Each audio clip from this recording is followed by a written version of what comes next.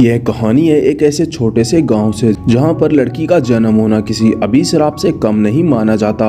गांव का सबसे बड़ा पाप यही है जहां पर ज्यादातर लोग अजमेर सिंह के भट्टे पर मजदूरी का काम कर अपना पेट पाला करते हैं। उसी भट्टे पर धनुआ नाम के एक आदमी को भी देखते हैं जिसकी उम्र 45 साल थी, जो कि अविवाहित था और अकेला था। शादी की उम्मीद उसने पहले ही छोड़ दी थी। उसे यकीन था कि अब उम्र भर कंवारा रहेगा, लेकिन एक दिन गाँव के पुजारी ने उसके लिए एक लड़की खोजी। उस लड़की का नाम भौरी था।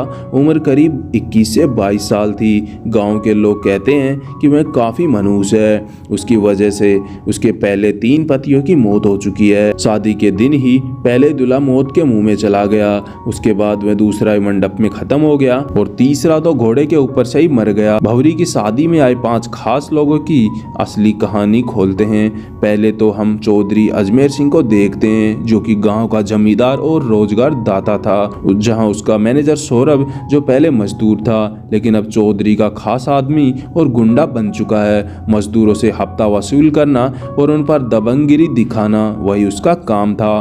तीसरा आदमी पंडित, धर्म के नाम पर काफी ढोंग किया करता है।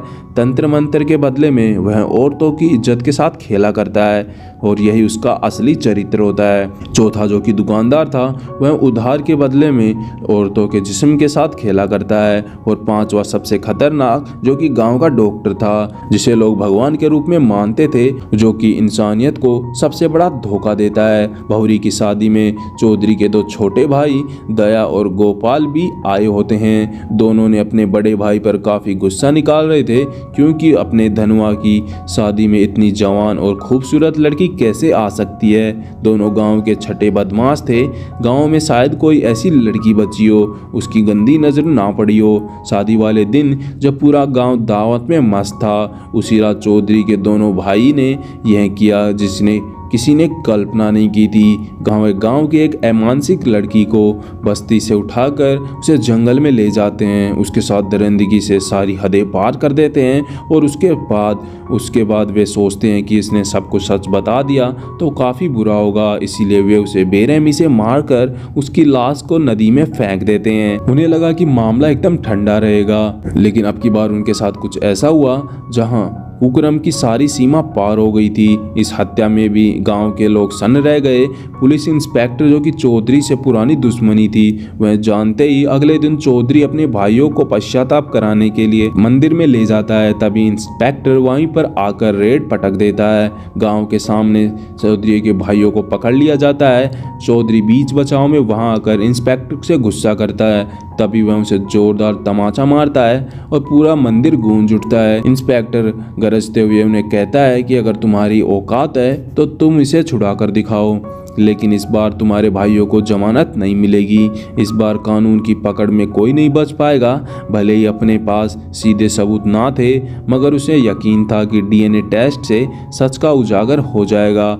थाने पहुंचने के बाद दोनों भाइयों की ऐसी खातिरदारी की गई, आखिर उन्होंने यह सब कबूल कर लिया। चौधरी के शहर से वकील की सलाह ली। वकील उसे साफ कह देता है मामला काफ़ी गंभीर है, जमानत के लिए काफ़ी मोटी रकम लगने वाली है, लेकिन जमींदार के पास पैसे नहीं थे, इसीलिए वह पंडित की हेल्प लेता है। जहां पर पंडित बताता है कि मजदूरों की मजदूरी से आधे रुपए काट लें तो पैसों का जुगाड़ हो सकता है, और ठीक वैसा ही करते हैं। लेकिन मजदूर असहाय होते हैं, इसीलिए वे दूसरी जगह भी नहीं जा सकते थे। गांव के अंदर एक ही भट्टा था और वे विरोध करता तो उसे धमकियां मिलती और उसकी कुंडली को दिखाकर वे डराया करते हैं, क्योंकि वहां पर सभी अशिक्षित थे।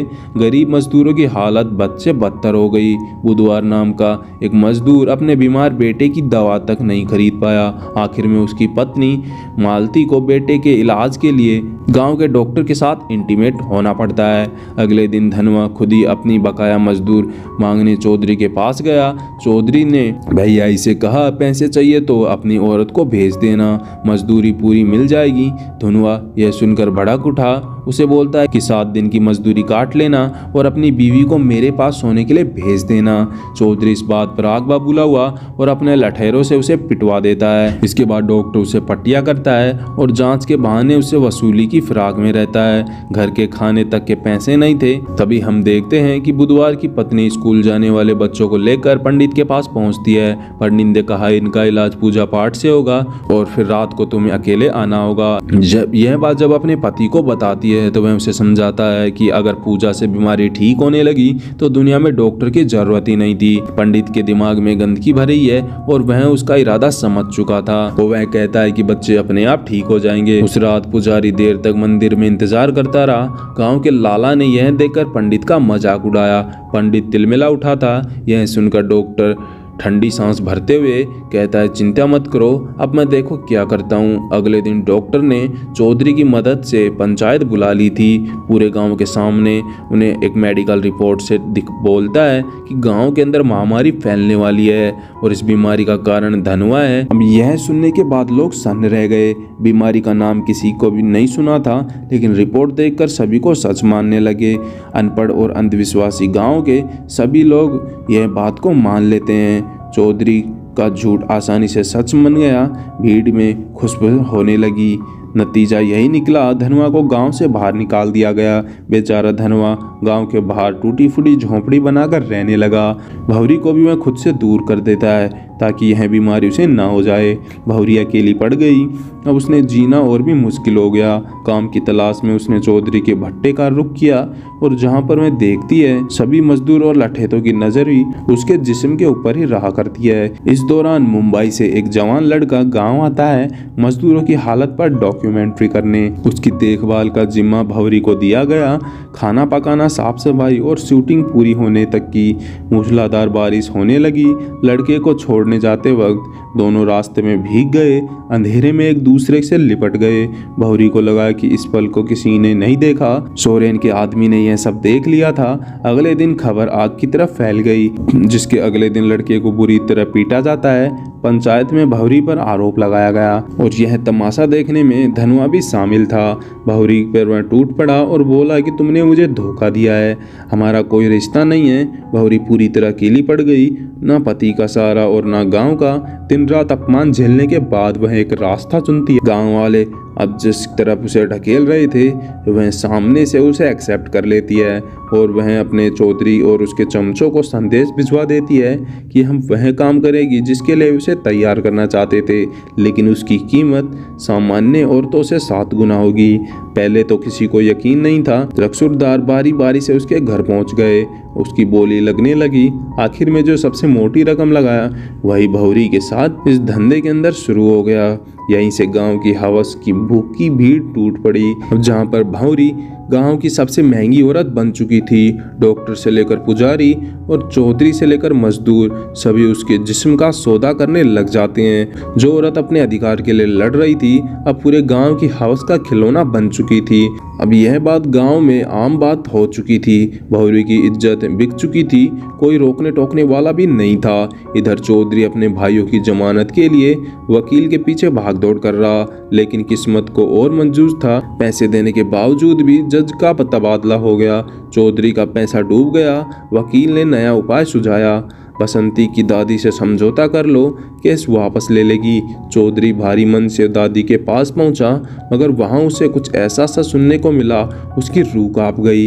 दादी ने कहा, बसंती तेरी ही बेटी थी। चौधरी का दिल थक गया। असल में सालों पहले उसका एक अवैध रिश्ता था और उसी से बसंती पैदा हुई थी। भले ही दिमागी तौर पर वह कमजोर थी, लेकिन खून तो चौधरी का ही था। सच्चाई जानकर चौधरी भीतर से टूट गया और गहरी खामोशी और तनाव ने उसकी आत्मा को घेर लिया। हर बात पे गुमसुम बैठा रहता। आखिर मानसिक तनाव की वजह से उसकी मौत हो गई। किसी को समझ नहीं आया कि चौधरी जैसे ताकतवर आदमी की मौत ऐसे कैसे हो सकती है। गांव में यह गंदगी बंद नहीं हुई। इसी बीच डॉक्टर की बेटी भी बीमार हो गई। डॉक्टर को पता चलता है कि उसे एड्स है। वह उसे मारने लगा और पूछता है कि यह सब किसके साथ किया है। लड़की बताती है कि डॉक्टर का असिस्टेंट मनु ही है था। जब मनु को पिटाई होती है तो वह कबूल करता है वह भी भौरी के पास गया था। यह नाम सुनते ही डॉक्टर का चेहरा सन्न हो गया। उसे याद आता है कि भौरी के पास तो कई बार जा चुका है, यानी भौरी अब मौत की वजह बन चुकी है। धीरे धीरे पूरे गांव में मौतों का सिलसिला शुरू हो गया। सबकी हालत बिगड़ने लगी। मीडिया पे खबर पहुंची, गांव में महामारी फैल रही है। 100 से ज्यादा शवों की जांच की गई। रिपोर्ट सामने आई तो एड्स का पता चला। गांव में हाहाकार मच गया। लोग किसे दोष दें? सबकी उंगलियां धनवा की तरफ उठी, क्योंकि वही सालों पहले एड्स की बीमारी थी। गुस्साए गांव वाले पीट पीट कर उसे थाने ले गए, लेकिन उसका ब्लड टेस्ट होने पर पता लगा कि धनवा को ऐसी कोई बीमारी नहीं है। असल में डॉक्टर ने पंचायत में झूठी रिपोर्ट दिखाई थी। यह बीमारी भौरी तक पहुंची थी। जो मुंबई से जो लड़का डॉक्यूमेंट्री शूट करने आया था, उसी लड़के से यह बीमारी हुई थी। गांव वालों गुस्से में होकर सच्चाई जानकर डॉक्टर और लाला तीनों पर टूट पड़े। पुलिस आंखें मूंद लेती है और पूरा गांव भेड़ियों की तरह उन्हें खत्म कर देता है। और उधर धनवा जिसे पता चलता है कि भौरी उसे बीमारी को चपेट में है, तो वह उसे देखने गया। तभी उसे पता लगता है कि भौरी की मौत हो चुकी है। धनवा ने भारी दिल से उसकी चिता को सम्मान के साथ अंतिम विदाई की। कहानी यहीं पर खत्म हुई। दोस्तों, कहानी कैसी लगी कमेंट कर जरूर बताएं। हम मिलेंगे एक और नई वीडियो के अंदर।